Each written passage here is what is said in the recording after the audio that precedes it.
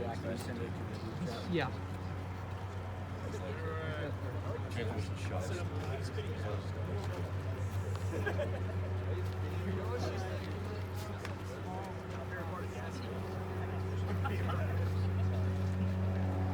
We act here at SEC Fireside.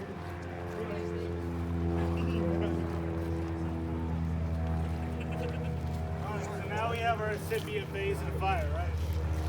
Alright. Remember what I said about neutral plane? Alright, so your neutral plane is up here. Right now, what's happening is cold air is rushing from the bottom, and your superheated gases coming out on top. So if you let that heat build up,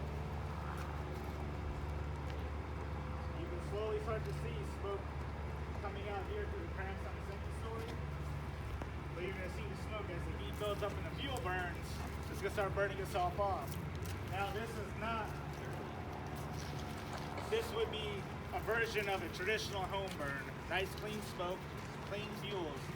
Everybody in our house now, we have probably what, synthetic couches, polyurethane, materials of that nature that are consistently burning. So to show y'all the difference between a clean burn Yeah, it's for real on fire right now, bro. It's crazy. and what something synthetic looks like in here.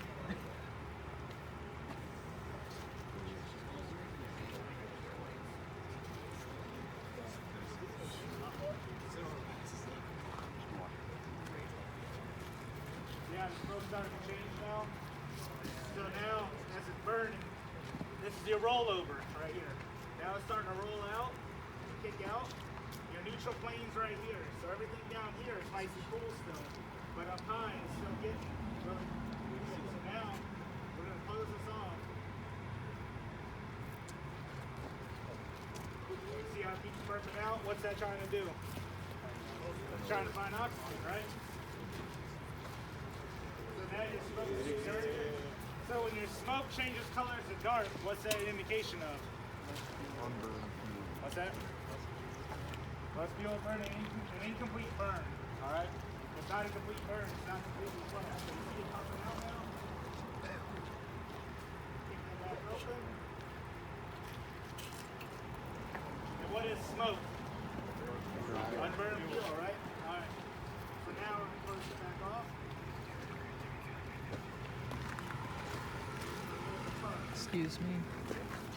Thank you. So, let's say I'm a rookie and I'm excited about fire. And I come over here and I take this window. What's going to happen soon? Gonna move to the next room. Let's see if I can just in the background. Did it earlier.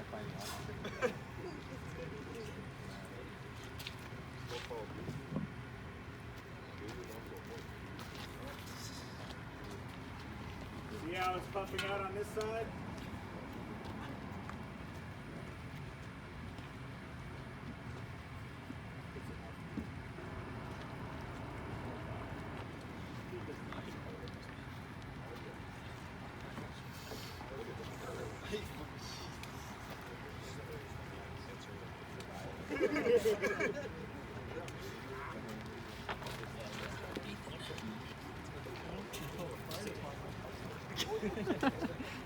Alright, so I have no fuel on this side, right? I didn't put anything over there. So why is the plane following that? Oxygen. It's your flow path, right? It's following the smoke, the easiest way out.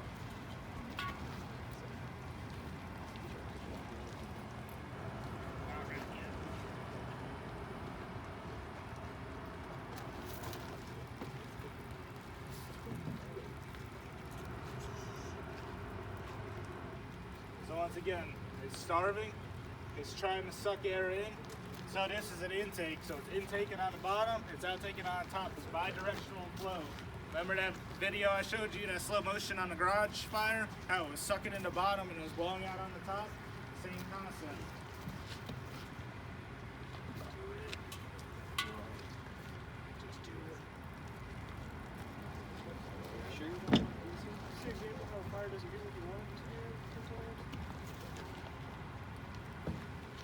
So, in here, I have this sealed off, right? Why is there smoke in here?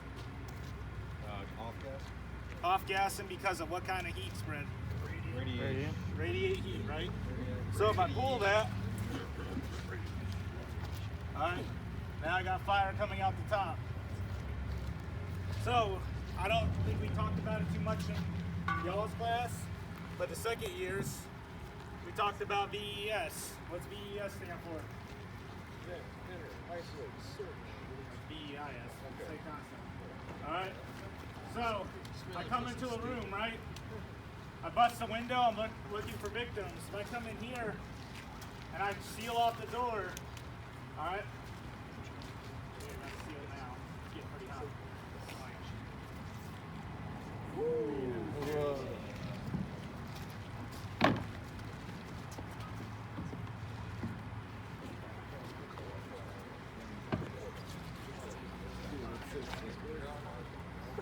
So if I pop this window and I try to go in right now, I'm about to get fried. Because all I am, I'm just a little bit away from it sparking off like that.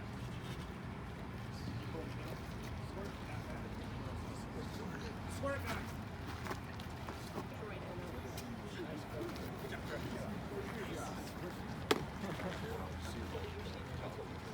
Pull that off. Now let's look at ventilation from the roof. So vertical ventilation is a huge thing, right? If I open up one of these windows, if I open that up, I can't see anything, right? Yeah, pull the second one. If I pull this one, see how the airflow works now? I open up my top hole, we're cranking up there.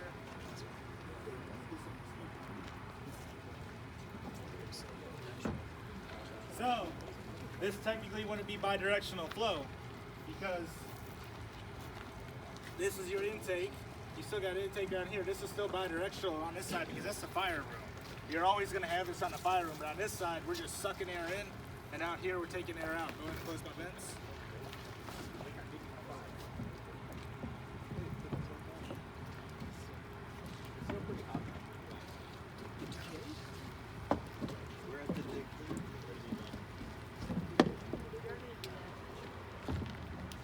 See how easy that was to light off again?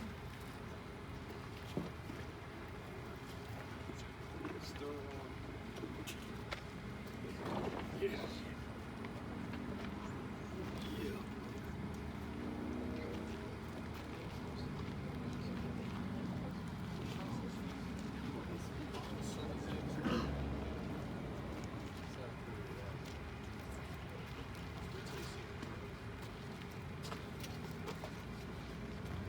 Did you close that?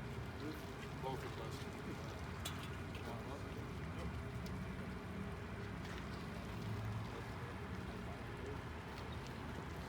So notice that smoke change. When you pull up to a house that's going like this, that's a concern. All right, it tells me that whatever's burning is cranking really bad. It can still be a room of contents, but I need to be careful on what I take because that can happen on you. So, in technicality speaking, I need one eyebrow. All right. See where it's going.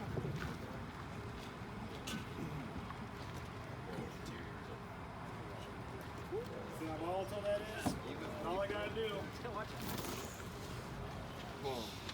take a little bit of heat, and boom, kicks it right back off.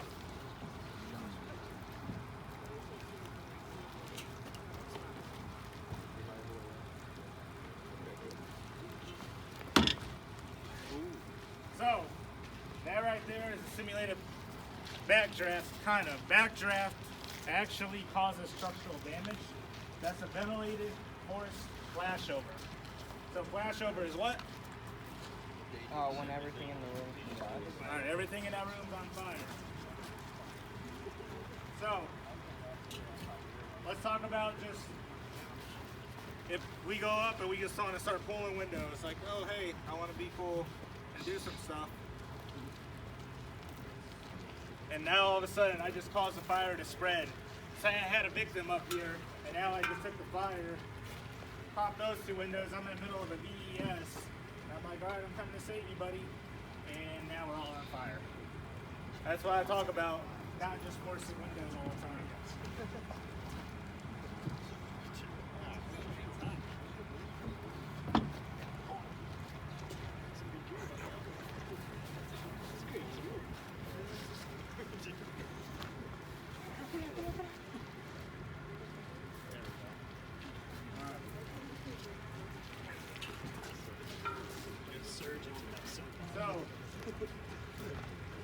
ventilation needs to be coordinated with the tap. All right. So if we want to pull these roof vents, pull the top, just the top one. Not that guy. So if we pull the top, don't pull the second one. If we pull the top, see how the smoke's not really coming out? A lot of times people on their first time venting a roof, they get too excited, they cut a brilliant hole, and they're like, oh wow, this is awesome. You didn't do anything, because you didn't knock out the drywall that's still there. Pull the drywall section. That's what you should look like when you actually get the fire coming out. Maybe like that.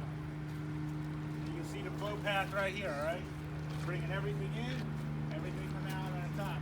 Now it's a complete burn. Our smoke's changed. You really haven't put any water on it. You have a nice complete burn.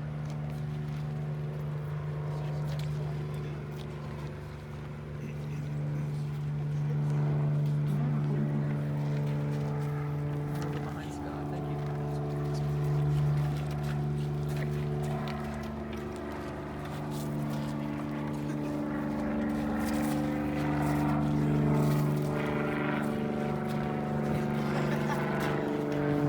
So you see your vent hole at the top?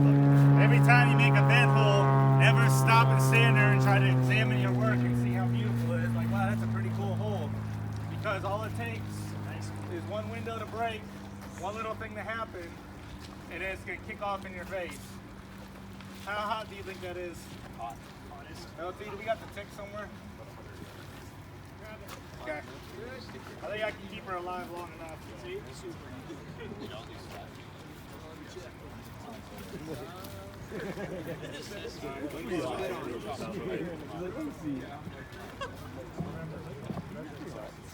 Alright, so we get on scene.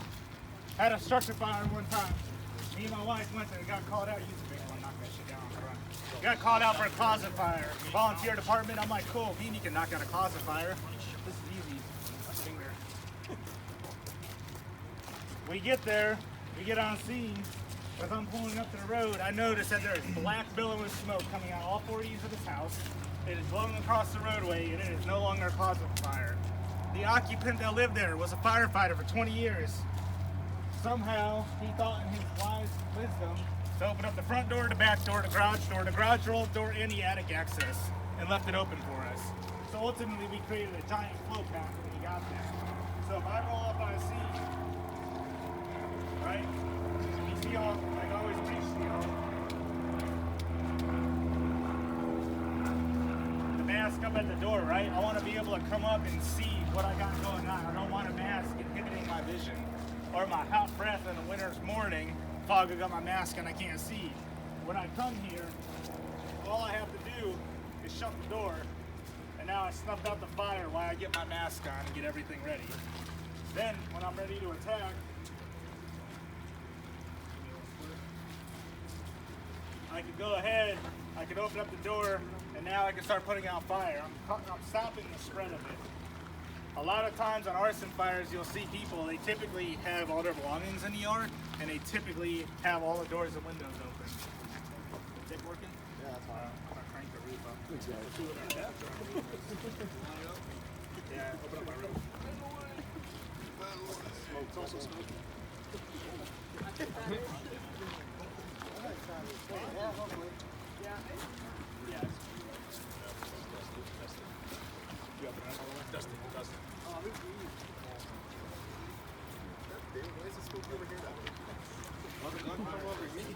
What am I getting right here? Right where? That's all. 700? 900. Where's 900? That'll burn your gear. Second year is what temperature does our mask fail at? 500. Between 400 and 500 degrees. What are we at right now? 9. 69. Yeah, that was my This is 900 degrees. So, this is what I want to see right here. If I pop that, I got all my superheated gases going out to the top. Now come down here. What are we at on the top? What highest we got? 800. Okay. 900. 900, come here.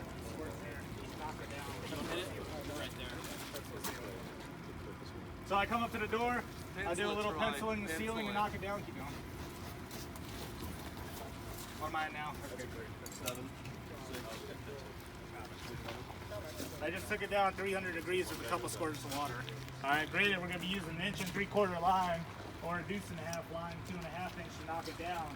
But now I've made it more tolerable to go in here, because if not, I would have 900 plus to 1,000 degrees on this side. Close my vent hole on the top. Now we're gonna see what it kicks off to when I have this closed up. Really wish I could do this.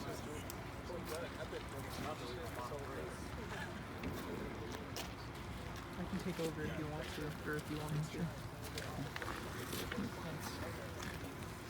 This thing is ventilation sealed.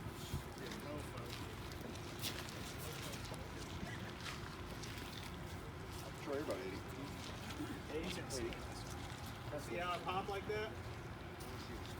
When you take doors and you take windows, you need to make sure that you're standing off to the side. Because if you take a big enough window and you have a hot enough fire, that's going to get you. And it could come out a little bit more violent than that. This one's not wanting to play very nice. It was 900 degrees.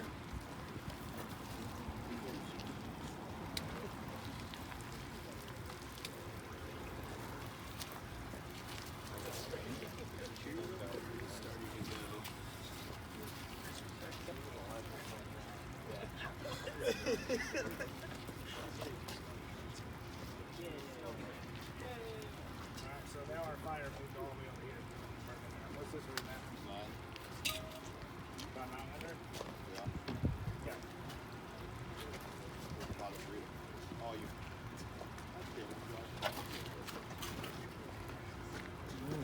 See how the smoke is clearing out?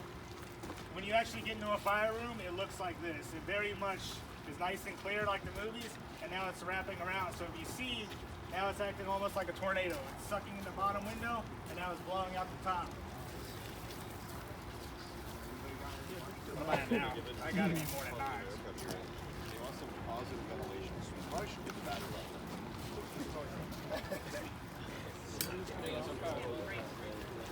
It's a great Toasty, dude. knock me down.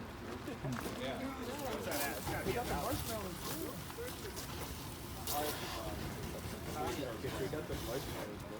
Before he sprayed it, it was 9.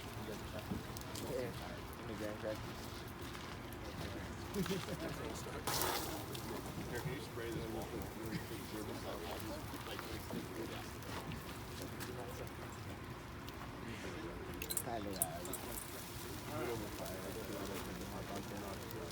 So, everybody kind of understand how fire works now? There's multiple different ways you can do the training thing, multiple different ways you can wrap it around. Now we're just going to let it go and see how long it takes to collapse the rest of it.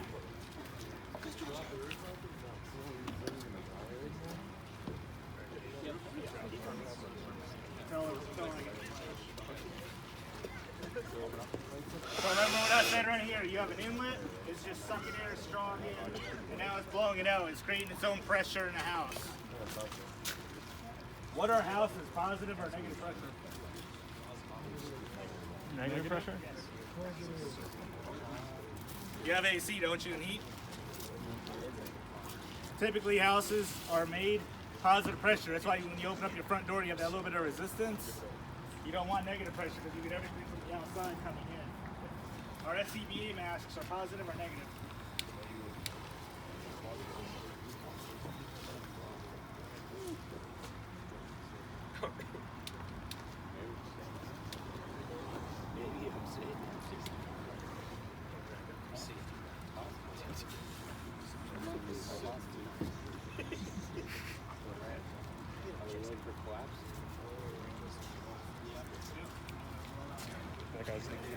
That guy's dead. About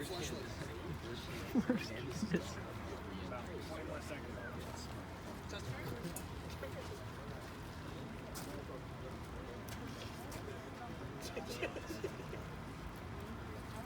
So remember I said, it may look big and scary, but with proper water placement and understanding how fire works and understanding flow paths, if I came up to this, I had the bottom right window open and all my fire blowing out this way, a quick transitional attack would work. Or you can come in and make an offensive attack, go and open it up. And then you can go ahead and make entry through here, go up to the stairs and find your way through.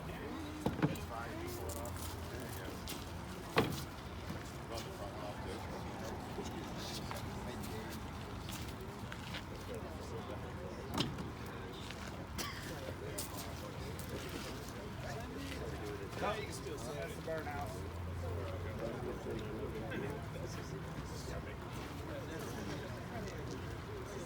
Colby, what's it at? Notice how there's not a lot of smoke now, right? You're getting your complete burn. So a lot of your good rolling structure fires, when you're out in the county and somebody calls it in, they go out there, then you're gonna be driving down, going to the fire, it's gonna be a nice big old billowing cloud, and the time you get there, it's gonna look like this, because 90% of the time it's already on the ground, and it's already soaking all the way out. So you can still see what the fire is doing here. It's still sucking in the bottom. You'll always see that. The fire is going to come in on the bottom because heat rises, right? Yeah. What is wind? Fuel. Wind is fuel. What did I tell y'all before? What creates wind? Heat rising. Even in the coldest of days in the winter, when heat rises, air fills in and cover that void.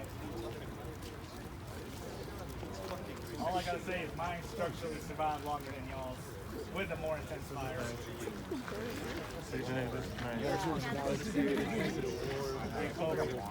Yeah. When we go up and put this out, I'll let you go full fog. I'll let you know when. Hell no. Full. I just want you to go slow.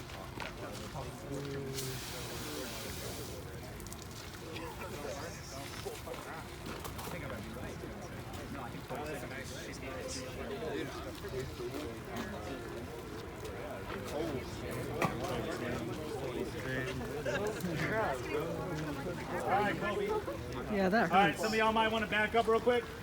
Full fog, right? 30 seconds. All right, stop right there. Come right here. So, to show y'all how a fog nozzle works, as he's going to go up, keep it down. Basically what this does is it's taking air and rushing it behind. See how it's blowing it around? That is the fog stream you do not use in a structure fire whatsoever. Direct on.